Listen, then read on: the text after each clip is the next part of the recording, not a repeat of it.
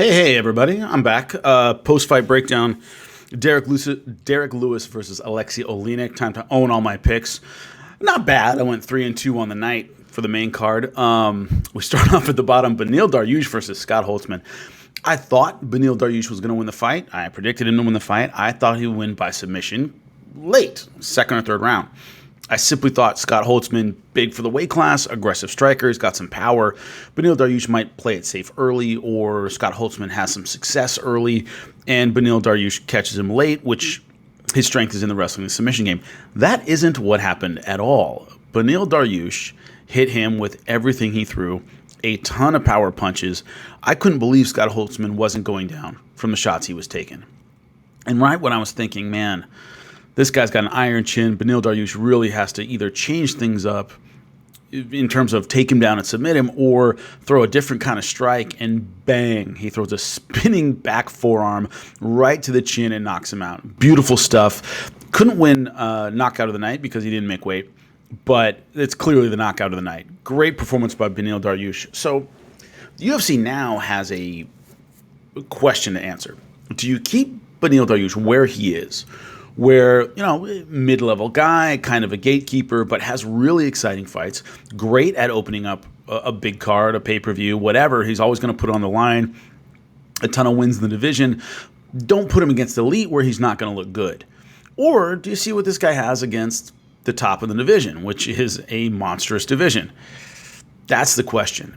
So we're going to see in the next few fights, do they keep Beneil Dariush kind of the opening act, where he's always going to put everything on the line and start things off the right way, or are we going to see him take on a top 10 guy, maybe even a top 5 guy, who we'll see if they're on the way up or the way down, that kind of thing. Become kind of a higher level gatekeeper. We're going to see in the next couple fights what they do, but great performance by Beneil Dariush. He deserves all the credit for that. Great way to kick off the card. Yana, Kunitskaya, Yulia, Stoliarenko. I was way off on this one. I thought Stoliarenko could maybe use her power punching inside. She has a great armbar. Maybe she could get her ground game going. Yana Kunitskaya, I thought, would have some success from the outside with her long legs and her kicking ability.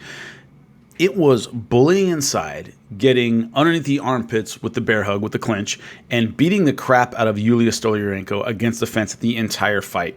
Outside of an armbar attempt at the end of round 2, no meaningful offense by Stoliarenko. The physical dominance, where Stoliarenko was actually trying to pull guard and couldn't get enough space to do it. She had no answer for the attack of Kunitskaya.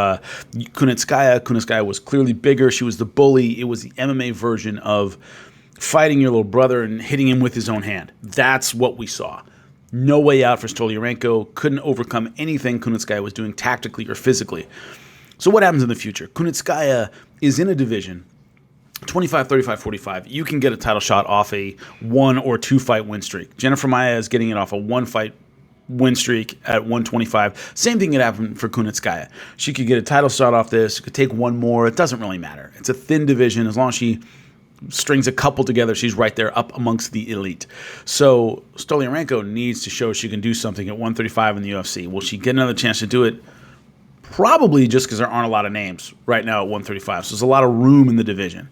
Darren Stewart versus Maki Pitolo. I predicted Darren Stewart. I thought he had the power edge. What I thought Pitolo would do was kind of get in a brawl at the wrong time against a power puncher. I thought he'd have some success outside. I thought he had some success with his combinations. But I thought when it came to power puncher versus power puncher, Darren Stewart just put more behind his punches, and Pitolo would make a mistake and get caught. He made a mistake and got caught, but it was on the ground. Beautiful guillotine by Darren Stewart, actually in the half guard position, right underneath the chin, kind of a power guillotine, and he gets a submission, 341 of round 1. Not how I expected, but the person I thought would win won. What can Darren Stewart do at middleweight? It's a division with a lot of flux right now. There's just a lot going on at middleweight. Of course, you have Robert Whittaker taking on Jared Cannonier for the number 1 contender spot. You have the belt on the line later on with Paulo Costa versus Israel Adesanya. We just finished the Darren Till versus Robert Whittaker fight. So there's a lot of movement at 185, a lot of room for something like Darren Stewart to get a step up and see what he can do. Let's say, for example, against a Darren Till, something like that, where there's a room, somebody just lost, but they have a big name, throw Darren Stewart in there. So he certainly has a future. Does this loss mean the end for Maki Pitolo? No, probably not.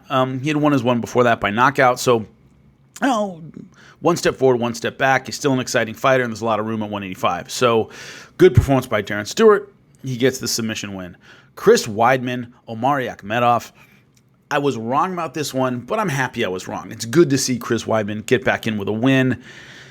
This is a pattern we see a lot in MMA. A great wrestler, Chris Weidman, of course, an All-American, beats everybody with wrestling. His top pressure is ground game. He starts adding some really devastating striking to that, and then he has some real success. Of course, knocking out Anderson Silva, establishing himself as a champ at 185, incredibly well-rounded. He starts getting in trouble. He's lost 5 out of his last 6, all by vicious knockout. Getting back to basics is the key. And that's what he did. He was more persistent with his wrestling. He was more consistent with his wrestling. Good top pressure once he got on top. It took a while for Akhmedov to wear down. But in round 3, when he took him down, got full mount, it was all Chris Weidman. Akhmedov wasn't going to escape that hip pressure. You saw that he didn't have the energy to kind of buck and create some kind of scramble, and it was all over after that. I had it 1-1 going into the 3rd round. I thought Akhmedov actually finished round 2 strong. I mean, Weidman had a little flurry at the end, but controlled most of round 2. He was actually taking Chris Weidman down, which I did not expect at all. It looked like Weidman was fading. But when he came out in round 3 with a decent burst of energy and stayed persistent with his wrestling, he got it. Now, that's a factor that I don't think gets enough credit. If you watch high-level wrestling, NCAAs, Olympics, nationals, stuff like that, the great wrestlers go over and over and over again with their takedowns. You're not going to just get one takedown and, hey, man, that's it. You guys are so good at scrambling and so good at defending. You need to stay really persistent with your attack. That 3rd and 4th effort is what gets the takedown at the elite level. And the great wrestlers in MMA did that as well. They were persistent with their attack. They get a double leg. The guy sprawls. They don't just stop. They keep driving. They keep driving. Or if a takedown doesn't work, they reset and reshoot. And that's what Chris Weidman did in this fight.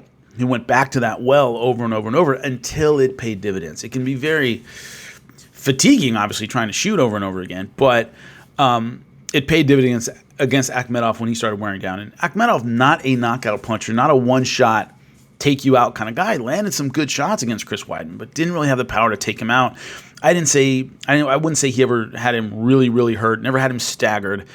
He just isn't that guy. Now, does this mean Chris Weidman's back at the elite level? No, I don't believe that. He can still win at 185, but there was a marked difference between this Chris Weidman and the Chris Weidman we saw winning at 185 and a champion at 185, beating multiple contenders at the elite level. This is not that guy anymore.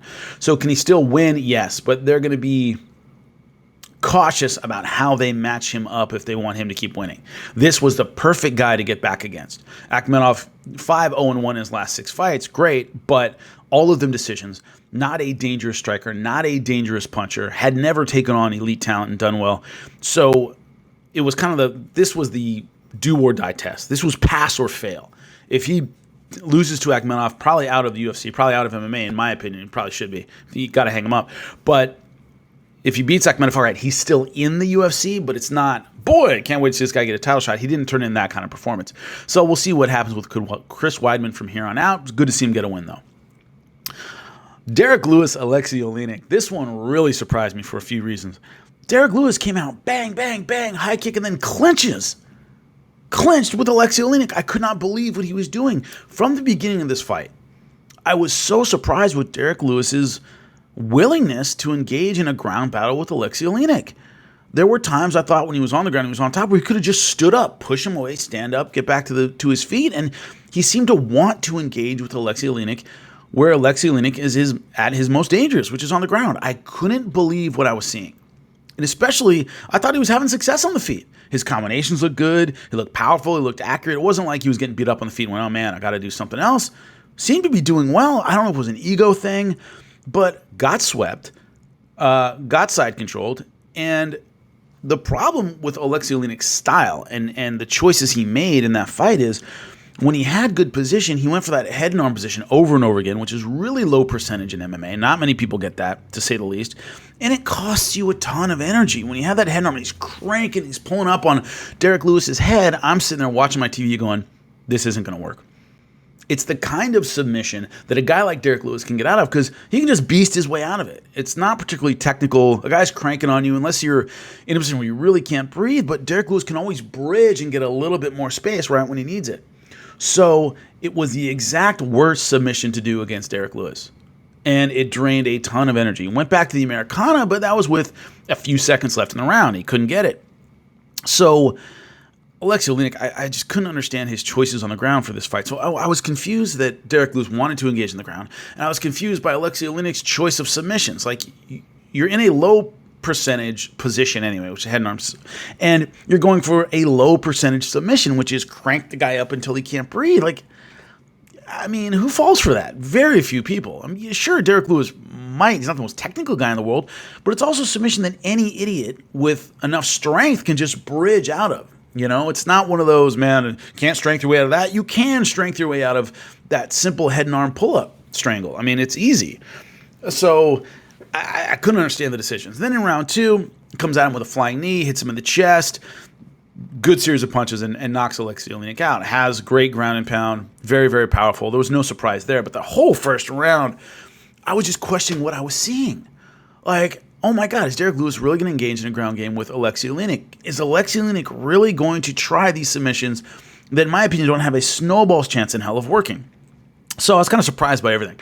What's the future for Derrick Lewis? Probably Curtis Blaydes. That makes the most sense because in front of him you have DC Stipe. They're going to finish their trilogy. Right below that is Francis Ngannou. Ngannou's not motivated to fight somebody else. I think he can wait it out and be the next one.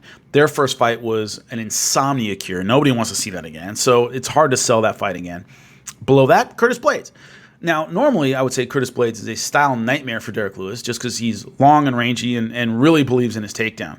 But we've seen a guy in Curtis Blaydes who says, you know, I'm sorry I didn't stand with Volkov more. I have a lot of confidence in my striking, blah, blah, blah, blah, blah. You saw what he did against Junior Dos Santos. So he might engage in that kind of fight against Derrick Lewis. Derrick Lewis already said, I'm going to take him down and finish him, which is bizarre. But we might see a lot of things that we don't expect in this fight. And both fighters seem to want it. The trash talk has already begun.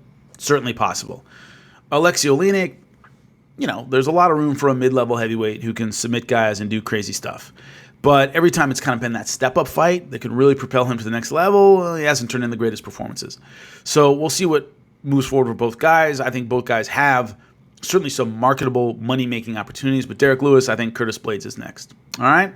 Appreciate you guys, and I'll see you before the next fight.